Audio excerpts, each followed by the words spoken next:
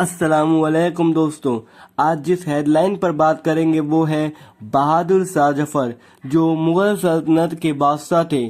Video کافی interesting ہوگی، اس لیے video میں آخر تک بنے رہے۔ ویڈیو کو لائک، سبسکرائب اینڈ شیئر بھی ضرور کریں۔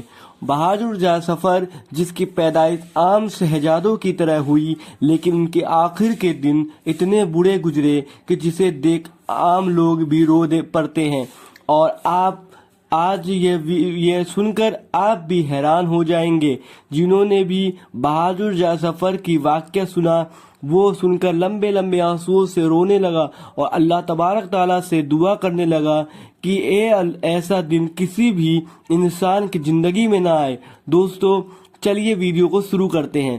بہادر شاہ ظفر مغل سلطنت کے وہ آخری بادشاہ تھے جن کی پیدائش 1775 میں ہوئی تھی اور 1837 میں ان کے والد یعنی فادر کی موت کے بعد ان کو مغل سلطنت کے گدی پر بیٹھا دیا۔ لیکن دوستو یاد رہے کہ جب 1837 میں بہادر شاہ ظفر کو مغل سلطنت کی گدی پر بیٹھایا گیا تھا تو یہ وہ دور تھا جب مغل سلطنت کمزور ہو کر سمٹ گیا اور پورے بھارت دیش میں سمٹ چکی تھی، اور مغلوں کا راج کیول اس علاقوں پر رہ گیا تھا جہاں پر آج پرانی دلی موجود ہے، یعنی مغل سلطنت اس وقت کیول نام کے لیے ہی رہ گئی تھی۔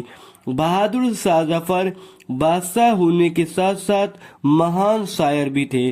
آپ ان کی شاعر کا اندازہ اس چیز سے بھی لگا سکتے ہیں کہ اتنے سال گزر جانے کے بعد بھی آج بھی لوگ بہادر شاہ ظفر کے شاعر کو اردو زبان میں بڑے شوق کے ساتھ پڑھا کرتے ہیں۔ 1857 آتے آتے انگلینڈ کی ایسٹ انڈیا کمپنی نے زیادہ تر علاقوں پر قبضہ کر لیا، جس کی وجہ سے بھارت کے عام لوگوں کے اندر انگریزوں کے خلاف غصہ بھر گیا تھا، کیونکہ بھارت کے لوگ انگریزوں کے ظلم سے غصہ تھے۔ اس کے علاوہ اس سمے فوج میں بھرتی بھارت کے لوگوں کو جو انگریزوں کی طرف سے کارتوس دیے جاتے تھے وہ عام طور پر گائے اور سور کی چمڑی سے لود ہوا کرتے تھے، اور یہ ایسے کارتوس ہوتے تھے جسے بندوق میں استعمال کرنے سے پہلے منہ سے چھیلنا پڑتا تھا، اور انگریز ایسا اس لیے کرتے تھے کہ ہندو اور مسلمانوں میں لڑائی کروائی جائے اور پریشان کیا جائے، کیونکہ دوستو جہاں مسلموں میں سور کھانا حرام ہے تو وہیں دوسری طرف ہندوؤں میں گائے کو بہت زیادہ مانیتا دی جاتی ہے، یعنی پوتر مانتے تھے۔ اس لیے فوج میں بھارت کے فوجیوں نے کارتوس کا استعمال کرنے سے منع کر دیا۔ اس وجہ سے انگریزوں نے بھارت کے لوگوں کو فوج سے نکال دیا، ساتھ ساتھ انہیں کڑی سے کڑی سزا بھی دیتے تھے۔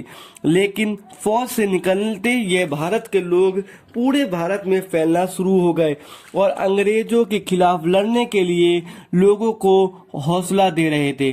پھر 29 مارچ 1857 یہ وہ دن تھا جس نے بھارت کے اتہاس کو ایک سرے سے بدل کے رکھ دیا، کیونکہ میرٹھ میں منگل پانڈے نام کے ایک سپاہی نے نہ کیول انگریزوں کے دوارا اس کارتوس کو استعمال کرنے سے منع کر دیا، یہاں تک کہ انگریزوں پر بھی حملہ کر دیا، اور پھر یہیں سے اس جنگ کی شروعات ہوئی، اور عام لوگوں اس جنگ کی آزادی کی پہلی لڑائی کہتے ہیں۔ اس جنگ کی وجہ سے اب بھارت کے الگ الگ علاقوں میں بھی لڑائی شروع ہو گئی۔ اب بھارت کی فوج دلی کی طرف بڑھنے لگی، کیونکہ بھارت کے دور اس وقت کے لوگ جیسے چھوٹے راجا یا صوبیدار بہادر شاہ ظفر کو اپنا بادشاہ مانتے تھے، اور ان کی لیڈرشپ میں ہی انگریزوں کو بھگانے کی جنگ شروع کی۔ جیسے جیسے انگریزوں کی فوج دلی کی طرف بڑھنے لگی تو دلی کی مغل سلطنت کی فوج میں ہڑکمپ آ گئی اور تلواریں نکلنا شروع کر دی۔ لیکن بھارت کی فوج زیادہ دیر تک انگریزوں کی فوج کا مقابلہ نہیں کر سکتی تھی، کیونکہ انگریز اس دور میں ایڈوانس ہتھیاروں سے مالا مال تھے جو انہیں انگلینڈ سے آتے تھے، جیسے پستول، بم، بارود آدی چیزیں۔ آخرکار 4 مہینوں کے بعد انگریزوں کی فوج کشمیری دروازہ توڑنے میں کامیاب ہو گئی۔ اس کے بعد انگریزوں کی فوج نے دلی میں گھس کر نہ کیول بہادر شاہ ظفر کو قید کیا، ان کا قتل عام بھی شروع کر دیا۔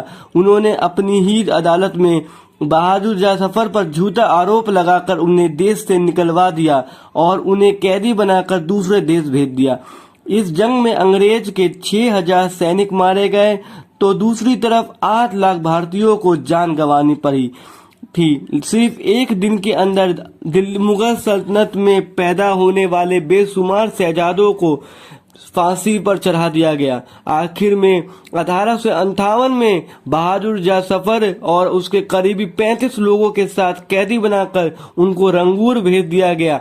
उस समय कैप्टन नेल्सन रंगूर का इंचार्ज हुआ करता था।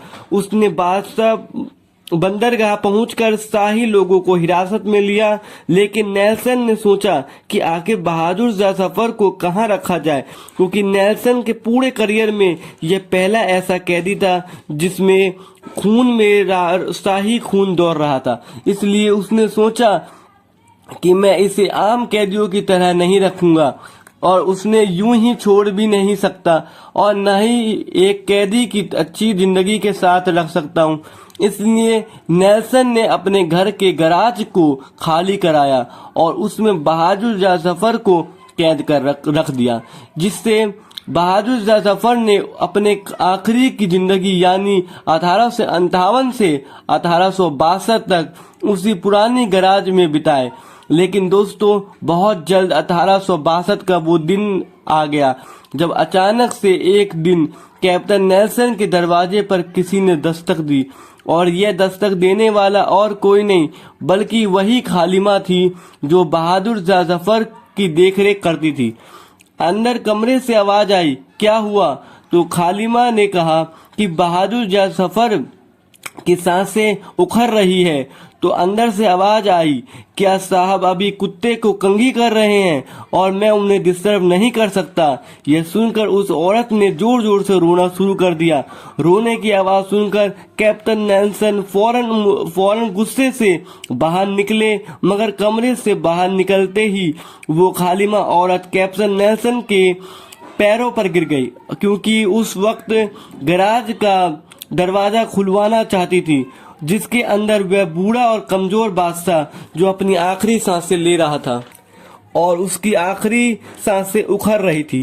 कैप्टन नेल्सन फौरन अपने खालिमा के साथ गैराज की तरफ भागते हुए गए, लेकिन जब गैराज का दरवाजा खुला तो अंदर पूरी तरह से सन्नाटा छाया हुआ था। बादशाह जाफर की होठों और बदन पर बहुत सारी मक्खियां भिनक रही थी और शरीर ठंडा पड़ गया था। कैप्टन नेल्सन ने कहा कि उन्होंने जिंदगी में काफी सारी शक्ल देखी थी, लेकिन पहली बार इतनी बेचारगी और रूखा सा शक्ल देखा है।